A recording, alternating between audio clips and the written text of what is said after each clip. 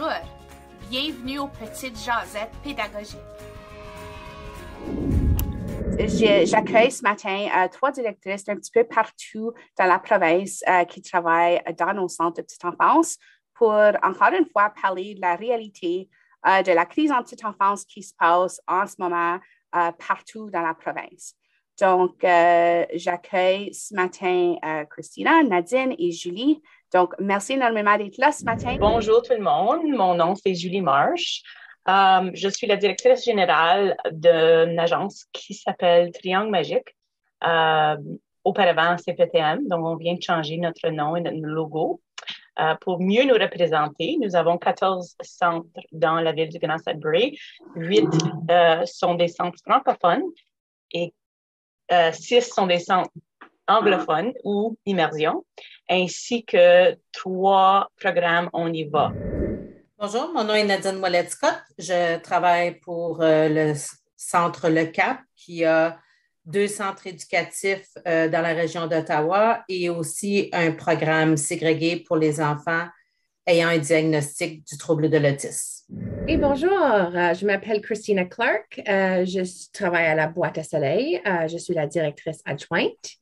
Nous opérons 6 garderies dans la région du Niagara, Welland, Niagara Falls, Sainte-Catherine et Port Colborne.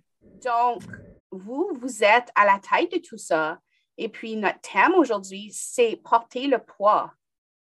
Parce que c'est comme ça, je vois votre rôle à titre de directrice dans le domaine, c'est vous porter vraiment le poids de tout ce qui se passe en ce moment. Donc, comme première conversation, j'aimerais qu'on se lance là-dedans. Qu'est-ce qu'elle ressemble votre réalité? Comment est-ce que vous vivez porter ce poids-là? Puis, qu'est-ce que vous voyez dans le domaine? Qu'est-ce qui se passe en ce moment? Quand j'ai entendu ton titre, qu'on porte le poids, la première idée qui m'est venue, puis habituellement, je suis une personne très positive, c'est le désespoir comme rôle, comme DG dans le secteur. C'est ce que je ressens souvent. Faut dire que le visage que je porte en avant des éducatrices et puis des superviseurs, c'est toujours un visage souriant avec plein d'espoir. Mais c'est vrai, quand je prends un moment de recul, je me sens désespérée parce que les solutions sont difficiles. On me dirait qu'on n'a pas de lumière au fond du tunnel. Comment naviguer tout ça? Comment est-ce que vous naviguez à voir tous ces centres-là puis dans une pénurie de personnel? Pour nous, puis je vais regarder aux partenaires pour voir, je suis intéressée de voir qu'est-ce qui se passe dans le reste de la province. Mais pour nous, c'est vraiment alarmant, la surcharge de travail, les longues heures, de dire que parfois, on doit donner une note de service à nos parents en disant que si on n'a pas le personnel, on doit fermer le programme pour la journée. Comme ça me dépasse qu'on est rendu à ce point-là où on doit décider de fermer un programme pour une journée ou 2 ou peut-être 5 ou 10, dépendant à cause de la pandémie. Mais vraiment, la main-d'œuvre, c'est quelque chose qui du jour en jour, tu croises les doigts et puis tu espères que tu vas pouvoir avoir le personnel. On a même des superviseurs qui sont en ratio. Moi, je me suis fait appeler pour aller travailler avec les poupons à un moment donné, comme faut faire qu'est-ce qu'il faut faire pour assurer qu'on a un service à la communauté. Il y a 2 points qu'elle a apportés qui me font réagir. Dans le sens qu'ils viennent me chercher personnellement quand elle parle de porter le masque. Puis de dire que ça va bien aller, on va y arriver, je suis là avec vous, puis tout ça. C'est qu'à un moment donné, en tout cas, je vais parler pour moi, le masque, tu ne réussis plus à le porter. Ça devient une lourdeur et ça a un impact sur toi. Alors, parce que veut pas, on travaille en petite enfance parce qu'on est là parce qu'on veut travailler avec la communauté, on veut travailler avec les enfants, les familles. Puis, il me semble que tu gères toujours des choses qui ne vont pas bien. Quand, dans les services à l'enfance, tu as toujours la base initiale, c'est d'appuyer puis de construire sur ce qui va bien. Puis alors, tu te retrouves à être un gestionnaire en santé, en éducation, la loi qui change tout le temps. Fait que porter ce masque-là, puis d'être capable, d'un moment donné, l'enlever, puis quand tu l'enlèves, c'est qui écope? C'est ta famille, c'est toi, c'est tout ça. Fait que ça, c'est un des éléments. Beaucoup de gens ont choisi de quitter le domaine parce que c'était plus facile de aller pour un travail aussi, dans différents milieux. Il y en a qui ont dû quitter aussi parce qu'ils étaient jeunes, parents de jeunes enfants ou il y avait des enfants à la maison parce que les écoles étaient en virtuel. Alors, comment tu appuies ton équipe et tu essaies de les encadrer puis de les encourager à rester? C'était un grand défi. Aussi, l'aspect que nous, on a fait comme ce qu'on appelle le schéma ABC d'urgence. Alors, même notre directrice générale s'est s'assurée d'avoir la documentation nécessaire et ainsi de suite pour, OK, s'il nous manque du monde sur le plancher avant d'arrêter les services, à qui on peut aller? OK, la personne dans le département de finances, est-ce qu'elle peut venir? Est-ce qu'elle a son antécédent judiciaire? Est-ce qu'elle a son premier soin? Alors, on s'est rendu même à ça pour essayer d'offrir des services francophones à nos familles. On a vraiment cette lourdeur-là là, de toujours essayer de répondre aux besoins des enfants, des familles, de tes employés, de tes superviseurs, des exigences du ministère, des exigences des bureaux de santé. C'est un masque moins physique, mais aussi puissant.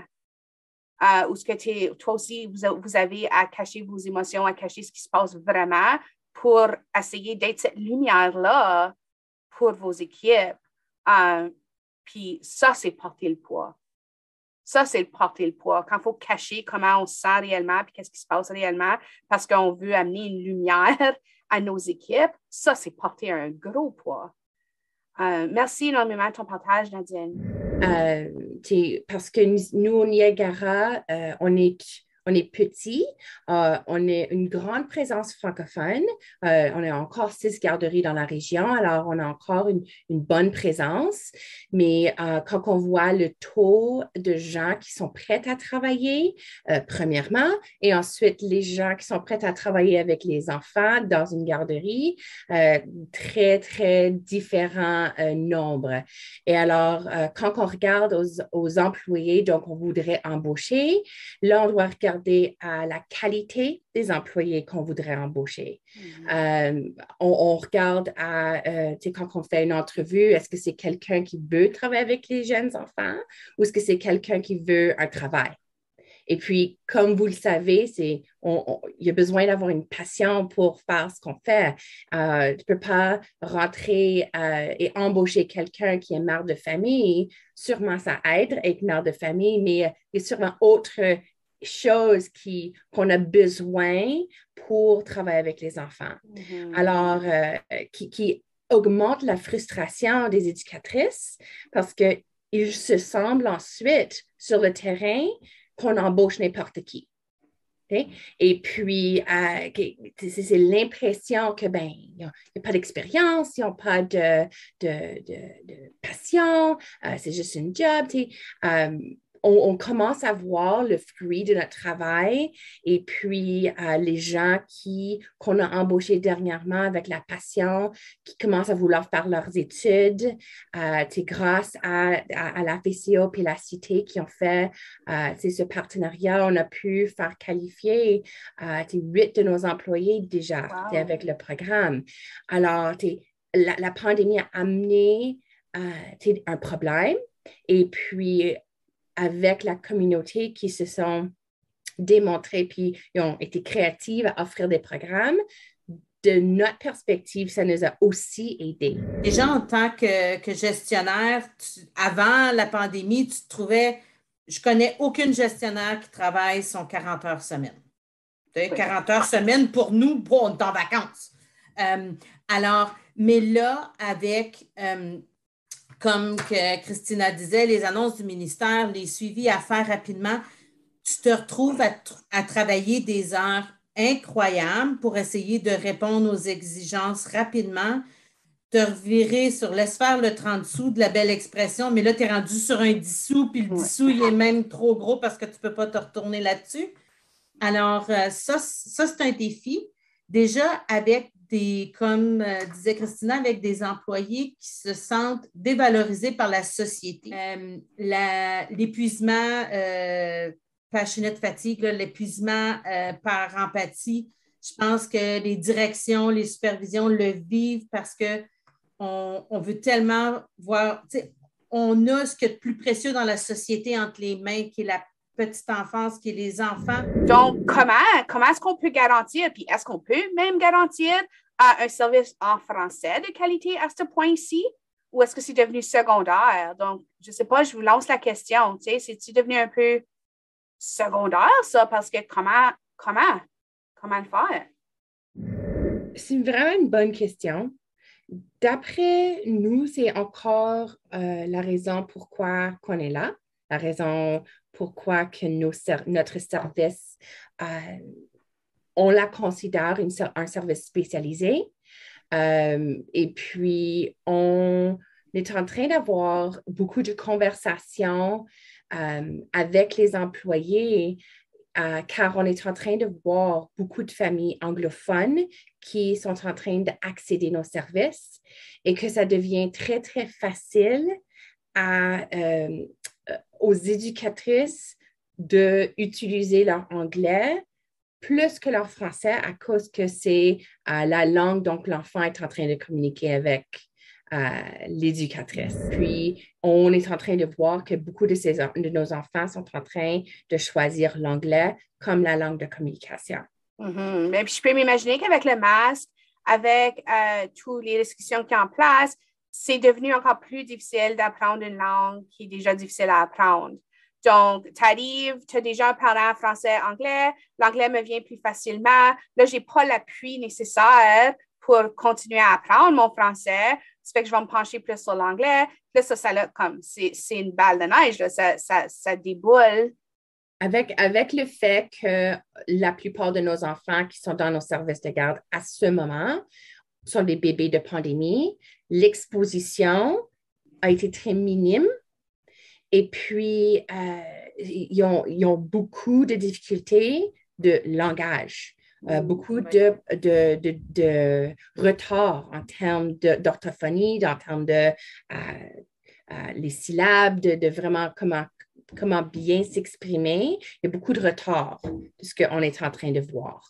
Wow. Quand tu viens pour faire l'embauche, tu embauches quelqu'un qui n'a peut-être pas les qualifications que tu aimerais au niveau peut-être de la langue, au niveau de connaissances.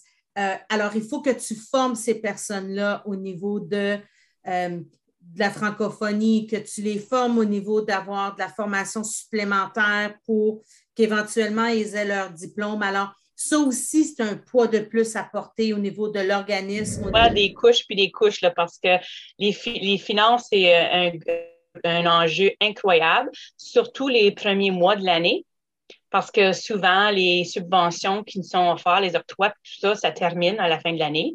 Puis là, on n'entend rien, donc on croise les doigts encore pour espérer comme qu'on ne va pas avoir des gros déficits comme on a planifié dans un budget ébauche. Puis ensuite, il y a aussi, quand je reviens à la langue française et puis le recrutement, pour nous, ce qui arrive, c'est pendant la pandémie, tout de suite, on fonctionne à une capacité de 40%. Pré-pandémie, 80 à 100%. Donc, avec le même nombre d'employés. Donc, quand on regarde vraiment au ratio de revenus et de dépenses, ça fait dur. Et puis, ça, c'est ce qui me porte aussi comme DG, c'est vraiment l'aspect financier. Puis, jamais que je voudrais que les éducatrices portent ça parce qu'en ont assez à porter. Un autre enjeu, une grande liste d'attente d'enfants, de familles qui n'ont pas de service parce qu'on n'a pas la main-d'œuvre pour pouvoir les accepter. Donc, c'est comme une lisière après l'autre, là, du financement, de la langue, ensuite des places pour les familles. Nous, on voit une grosse augmentation avec les enfants avec les besoins spéciaux. C'est une pandémie à part. J'en ai jamais vu le nombre d'enfants de 3 ans diagnostiqués avec de l'autisme. Comme d'après moi, c'est jamais vu ça. D'habitude, c'est comme on voit que l'enfant a besoin du support de surplus, mais déjà à 2 ans, 2 ans et demi, là, les enfants sont en train de démontrer des gros comportements. Moi, ce qui m'inquiète, c'est une fois qu'on redevient à 100%, ces équipes-là qui ont maintenu le cap, mais à un moment donné, eux aussi vont s'épuiser. Puis quand on va revenir à la réalité, puis que là, le stress va comme tomber, est-ce qu'eux vont comme vraiment tomber? Les congés de maladie sont aussi quelque chose que j'ai jamais vu. Mais c'est choisir entre leur passion comme profession et leur famille et leur bien-être. C'est jamais un choix que tu devrais avoir besoin de faire. Si je lâche la balle, il n'y a personne là pour la ramasser. Il n'y a personne là à faire ce qui a besoin d'être fait derrière nous. Je le fais parce que j'adore ce que je fais. C'est pour ça que c'est important de collectivement redéfinir la valeur de la profession. C'est quelque chose vraiment qu'il faut continuer. Puis j'apprécie tellement qu'on se parle de vraies choses, puis il ne faut pas lâcher ça. Non, il ne faut pas lâcher ça. Donc, malheureusement, on a dû fermer 2 de nos centres. Avant, c'était des centres qui avaient peut-être, je dirais, 5 à 6 groupes parascolaires, puis maintenant, il y en a 1 ou 2. Donc, c'est vraiment, quand on pense on a perdu environ 40% de nos programmes. C'est beaucoup. Ces programmes avant et après l'école, ça, c'est votre pain, votre beurre. Là. C'est comment on fait de l'argent en petite enfance. Mais comment? Quelles sont des étapes, des stratégies, des suggestions qu'on a pour comment sortir de cette crise-là, puis comment commencer à voir la lumière au bout de ce tunnel infini-là qu'on a mentionné à quelques reprises. Donc, le réseautage que tu fais tout de suite, Mélanie, là, comme lâche pas. Donc, chapeau bas à toi parce que c'est comme ça qu'on va s'en sortir. On est à la base de ce que la société va être dans le futur. On le parle, problème de langage, problèmes émotifs, problèmes sociaux, ça va tout apparaître ça, dans les prochaines années. Oui. On en parle régulièrement. Les gens ne nous voient pas comme des professionnels dans le développement de l'enfant au niveau de notre expertise, qu'on le sait que la génération qui s'en vient va avoir ces défis-là. Alors, ils ne nous donnent pas les outils au niveau de appui pour le personnel, les conditions de travail, le salaire, pour nous permettre à nous, les directions, de l'offrir à nos employés pour qu'on puisse garder une clientèle d'employés qui vont être capables de continuer à appuyer ces enfants-là pour notre société future. Parce qu'on veut continuer à se battre pour nos employés, mais il ne faut pas se le cacher, on est épuisé. C'est évident que oui, vous portez le poids. Vous portez le poids de tout ça. J'admire votre ténacité, vous avez souvent fini vos phrases avec « oui, ça va mal, ça va mal », mais on continue et on persévère puis je vous admire tellement pour ça. Je vous souhaite courage dans la continuation de cette crise en petite enfance. Puis on espère que ces témoignages-là aujourd'hui vont faire écho, porter à amener des changements dans le domaine. Donc, merci énormément. Moi, toi, t'es